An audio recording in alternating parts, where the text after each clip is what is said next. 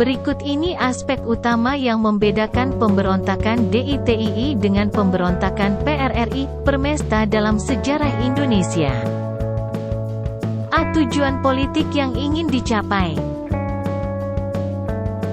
B. Wilayah geografis di mana pemberontakan terjadi. C. Latar belakang sosial ekonomi para pemberontak. D. Peran pemerintah pusat dalam menangani pemberontakan. E. Keterlibatan negara-negara asing dalam mendukung pemberontakan. Silahkan tulis jawaban kalian, kami tunggu 30 detik dari sekarang.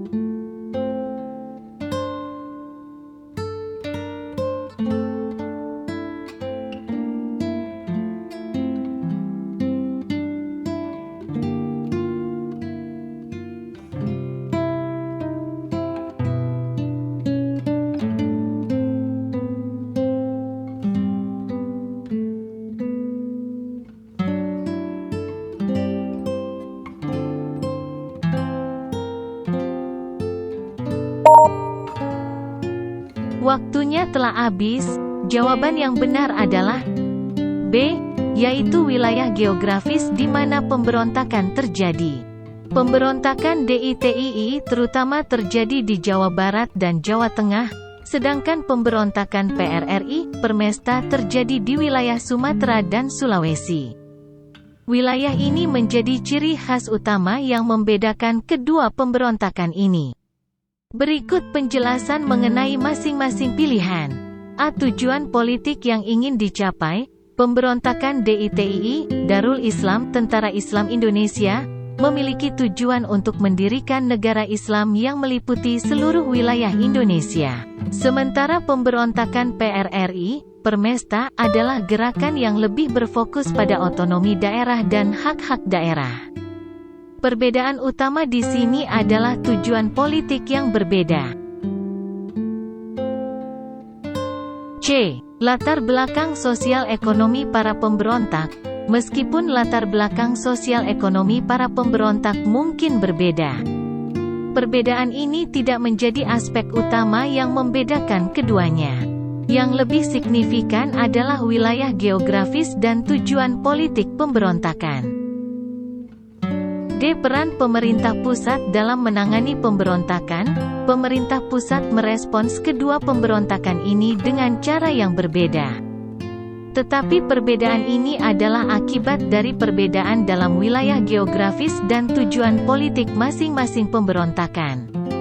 Ini bukan aspek utama yang membedakan keduanya. E. Keterlibatan negara-negara asing dalam mendukung pemberontakan. Keterlibatan negara-negara asing memengaruhi kedua pemberontakan ini. Tetapi perbedaan utama antara keduanya masih terkait dengan wilayah geografis di mana pemberontakan terjadi dan tujuan politik yang ingin dicapai oleh masing-masing pemberontakan.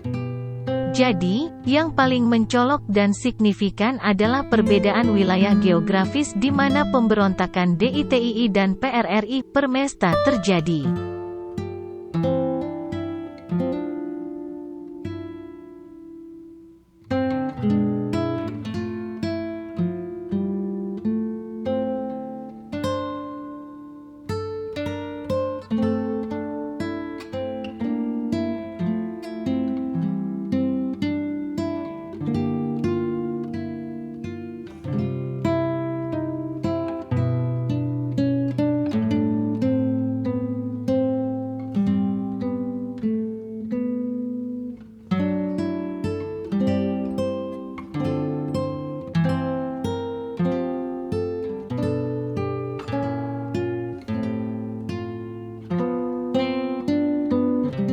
Silahkan tulis jawaban kalian, kami tunggu 30 detik dari sekarang.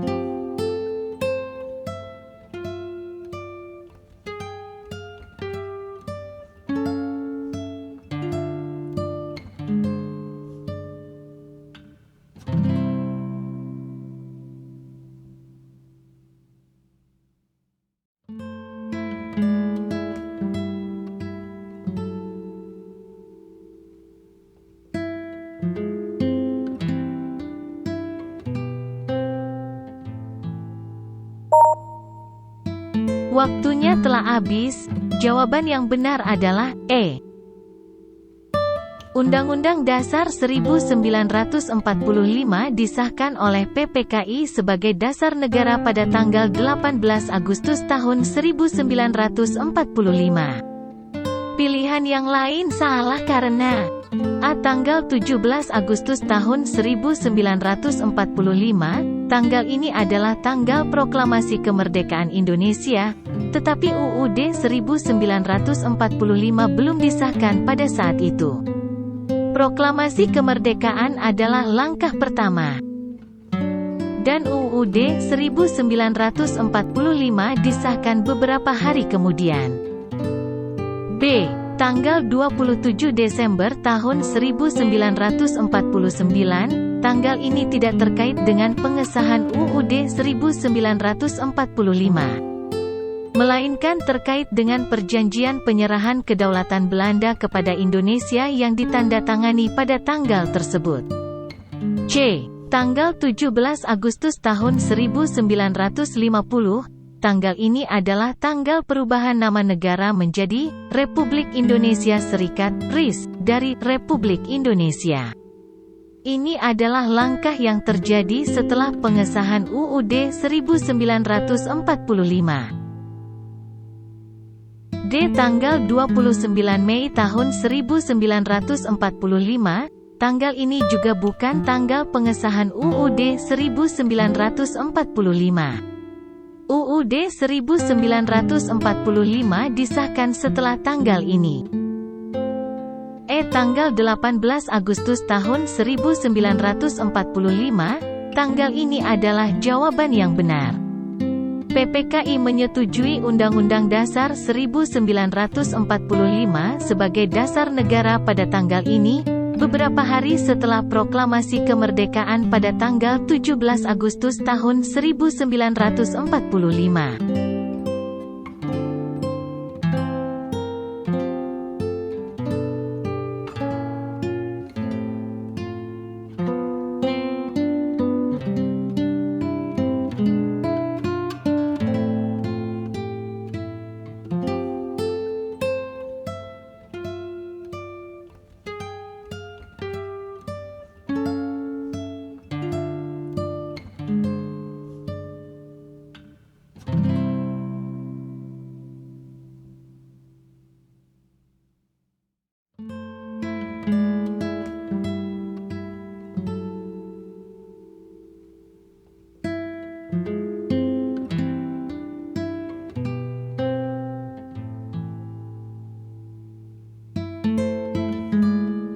Silahkan tulis jawaban kalian, kami tunggu 30 detik dari sekarang.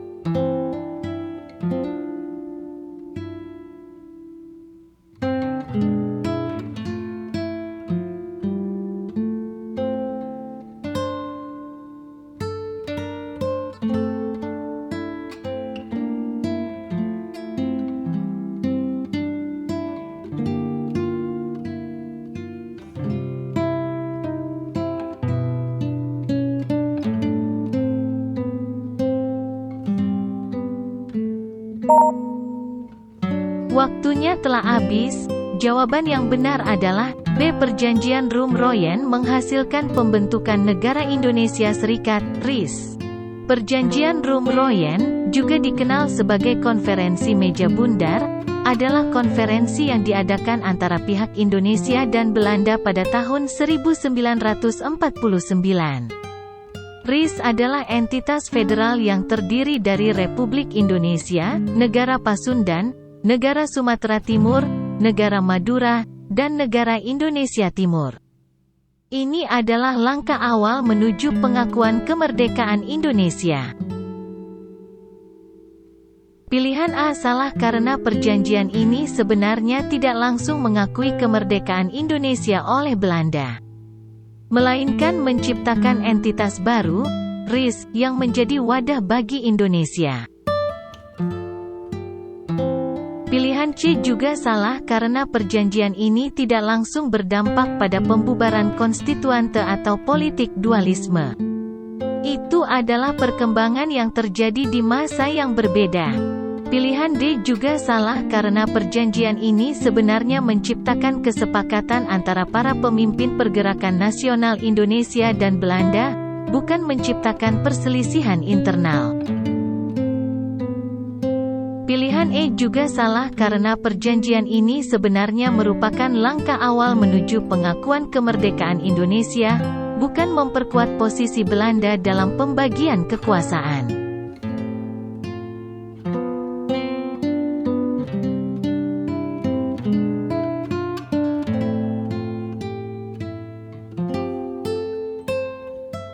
Berikut yang merupakan akibat dari perjanjian Renville pada tahun 1948 dalam sejarah Indonesia. A. Indonesia memperoleh kedaulatan penuh. B. Terjadi perpecahan di dalam tubuh Partai Komunis Indonesia, PKI. C.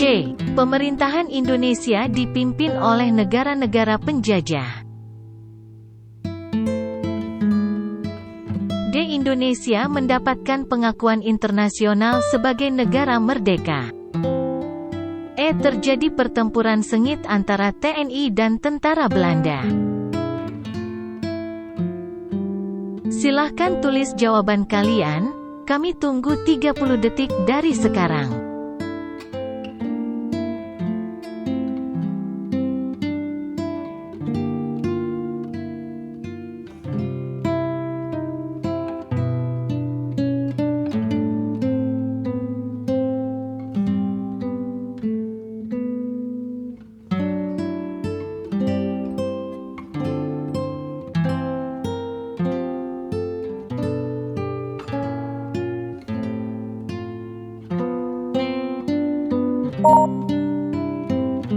Waktunya telah habis. Jawaban yang benar adalah C. Pemerintahan Indonesia dipimpin oleh negara-negara penjajah. Alasan jawaban yang lain salah karena A. Indonesia memperoleh kedaulatan penuh. Ini tidak benar. Perjanjian Renville tidak memberikan kedaulatan penuh kepada Indonesia.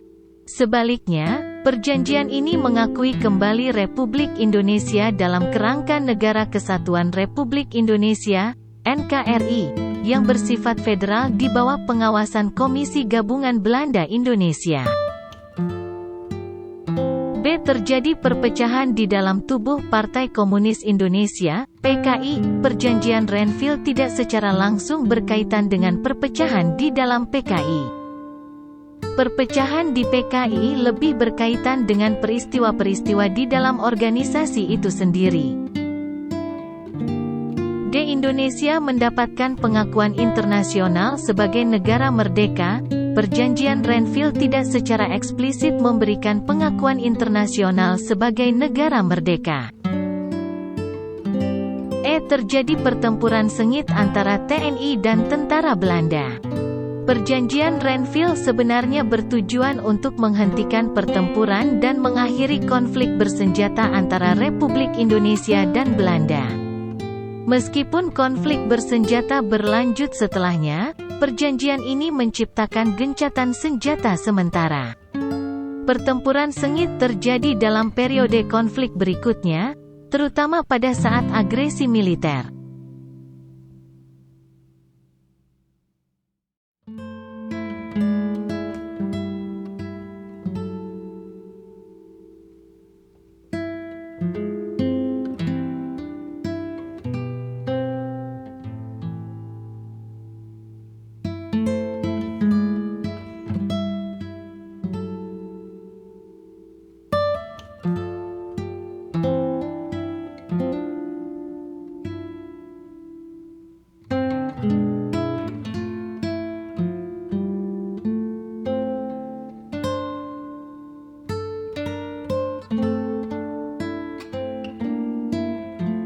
Silahkan tulis jawaban kalian, kami tunggu 30 detik dari sekarang.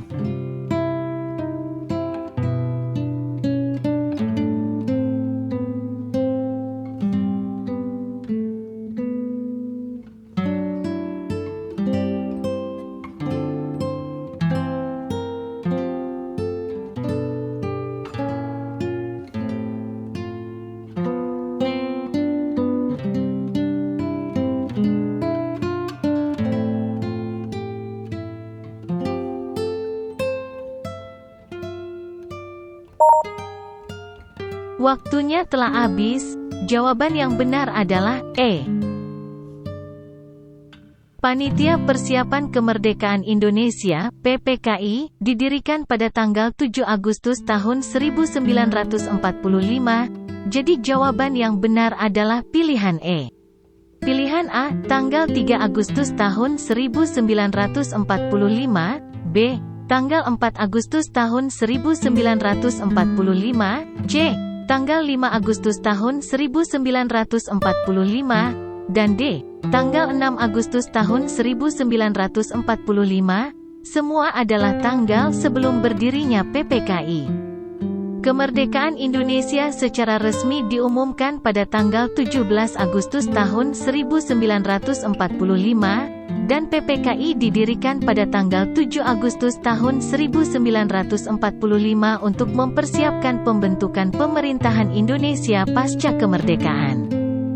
Jadi, tanggal 7 Agustus tahun 1945 adalah tanggal pendirian PPKI yang benar.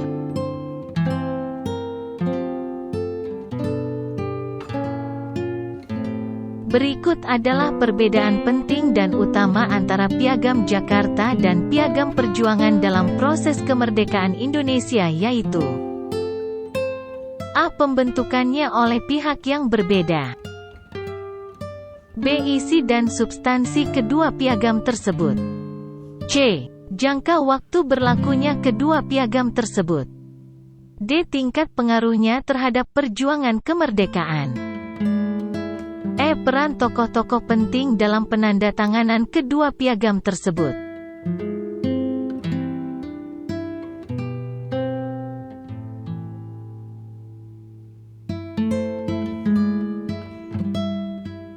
Silahkan tulis jawaban kalian, kami tunggu 30 detik dari sekarang.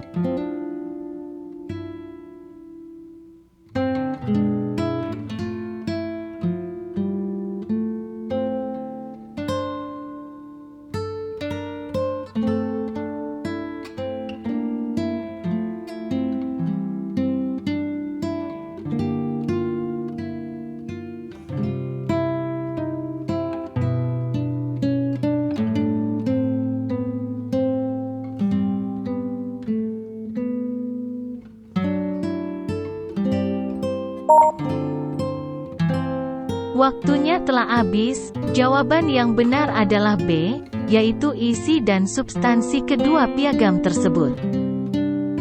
A. Pembentukannya oleh pihak yang berbeda. Ini tidak benar. Kedua piagam, yaitu Piagam Jakarta dan Piagam Perjuangan, dibentuk oleh pihak yang sama, yaitu para pemimpin dan perwakilan Republik Indonesia. C. Jangka waktu berlakunya kedua piagam tersebut, ini juga tidak benar. Tidak ada informasi yang menunjukkan perbedaan dalam jangka waktu berlakunya kedua piagam tersebut. Kedua piagam tersebut pada dasarnya merupakan pernyataan komitmen terhadap perjuangan kemerdekaan Indonesia. D. Tingkat pengaruhnya terhadap perjuangan kemerdekaan, ini tidak sesuai dengan perbedaan utama antara kedua piagam tersebut. Kedua piagam ini memiliki pengaruh yang signifikan terhadap perjuangan kemerdekaan Indonesia, tetapi perbedaan utama terletak pada isi dan substansinya. E. Peran tokoh-tokoh penting dalam penandatanganan kedua piagam tersebut. Meskipun para tokoh penting terlibat dalam penandatanganan kedua piagam tersebut, perbedaan utama antara Piagam Jakarta dan Piagam Perjuangan lebih terkait dengan isi dan substansinya daripada dengan peran individu dalam penandatanganan. Jadi, perbedaan utama antara kedua piagam tersebut adalah isi dan substansi mereka, yang mencerminkan komitmen dan visi perjuangan kemerdekaan Indonesia.